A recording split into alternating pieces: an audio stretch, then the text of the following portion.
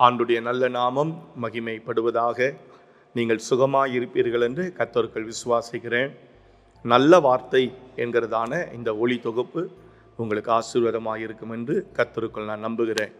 இன்றைய நாளிலும் கர்த்தர் உங்களுக்கும் எனக்கும் தருகிற ஆண்டுடைய வார்த்தை உபாகமத்தின் புஸ்தகம் 28வது அதிகாரம் 11வது வசனத்தின் பின்பகுதியில் ஆண்டுடைய வார்த்தை இப்படி சொல்லுகிறது: உனக்கு பரிபூர்ண நன்மை உண்டாக கட்டளையிடுவார். கர்த்தருடைய நாமம் மகிமைப்படுவதாக. உனக்கு பரிபூர்ண நன்மை உண்டாக கட்டளையிடுவார். நன்மையான எந்த ஈவும் பூர்ணமான எந்த வரமும் ஜோதிகளின் பிதாவினிடத்திலிருந்து இறங்கி வருகிறது என்று வேதத்தில் வாசிக்கிறோம்.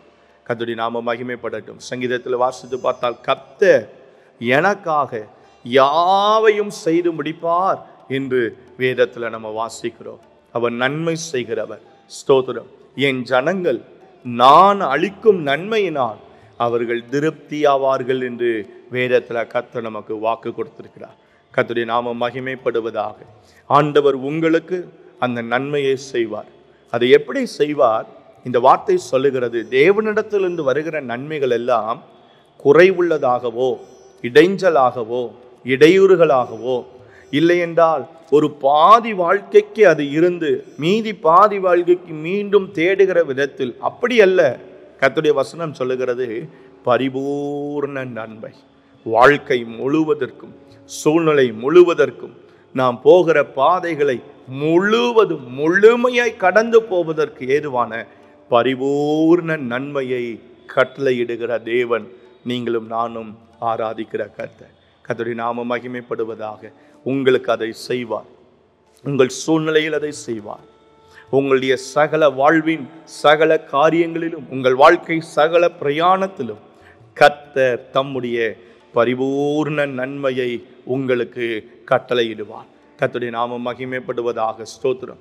7 என்பது பரிபூர்ணத்தை குறிக்கிறது. ஸ்தோத்திரம். ஆண்டவர் உங்களுக்கு நிச்சயமாகவே தம்முடைய பரிபூர்ண நன்மையை கட்டளையிடும் பொழுது நீங்கள் தேவனை சந்தோஷமாய் துதிக்கும்படிக்கான நன்றி செலுத்தும்படிக்கான ஒரு வாய்ப்பை ஆண்டவர் உங்களுக்கு உண்டாக்கி கொடுப்பார்.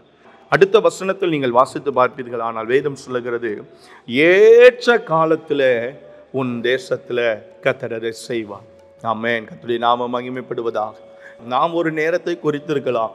இந்த நேரத்தில் இது நடக்க வேண்டும், இந்த நேரத்தில் இது வாய்க்க வேண்டும், இந்த நேரத்தில் இது சம்பவிக்க வேண்டும் என்று நாம் ஒருவேளை ஒரு நேரத்தை குறித்திருக்கலாம். ஆனால் நமக்கு எப்பொழுது அந்த நன்மை வந்து சேர வேண்டும் என்பதை கர்த்தர் குறித்திருக்கிறார். தம்முடைய ஆதீனத்தில் நினைத்திருக்கிற தேவன் ஏற்ற காலத்தில் அந்த பரிபூர்ண நன்மை உங்கள் வீடுகளை தேடி வர கர்த்தர் செய்வார். நீங்கள் இப்பொழுது எங்கு இருந்து இந்த நிகழ்ச்சியை பார்த்து கொண்டிருக்கிறீர்களோ, எந்த நிலைமையில் இந்த நிகழ்ச்சியை பார்த்து கொண்டிருக்கிறீர்களோ, நீங்கள் இருக்கிற இடத்தில் நீங்கள் இருக்கிற அந்த நிலைமையில் கர்த்தருடைய பரிபூர்ண நன்மை உங்களுக்கு உண்டாகும்படி கர்த்தருடைய கரம் அற்புதத்தை செய்யும். ஆண்டவரை நம்புங்க, கர்த்தரை விசுவாசிங்க. அவர் எனக்கு செய்வார் என்று தேவனை முழுமையாக நம்புங்கள். அவரிடத்தில் தீமை என்பது இல்லை. அவர் ஒருபோதும் தீங்கு செய்கிற தேவனே அல்ல. அவரிடத்திலிருந்து ஒன்று வருமானால் அது நன்மையான ஈவாக தான் இருக்க முடியும். அந்த நன்மையான ஈவை உங்களுக்கு கட்டளையிட கர்த்தர் போதுமானவர். கண்களை மூடி நாம் ஜெபிப்போம். எங்கள் சர்வ வல்லமையுள்ள தெய்வமே, பரலோக பிதாவே, உம்மை நன்றியோடு நாங்கள் ஸ்தோத்திரிக்கிறோம். இதை பார்க்கிற கேட்கிற ஒவ்வொருடைய வாழ்க்கையிலும் அந்த நன்மையான ஈவுகள் உண்டாவதாக. பரிபூர்ண நன்மையை கர்த்தர் ஒவ்வொருடைய வாழ்க்கையிலும் நீர் கட்டளையிடும்படியா நாங்கள் ஜெபிக்கிறோம். கிருபைக்குள்ள தாழ்த்துகிறோம். உம்முடைய நாமம் மகிமைப்படட்டும்.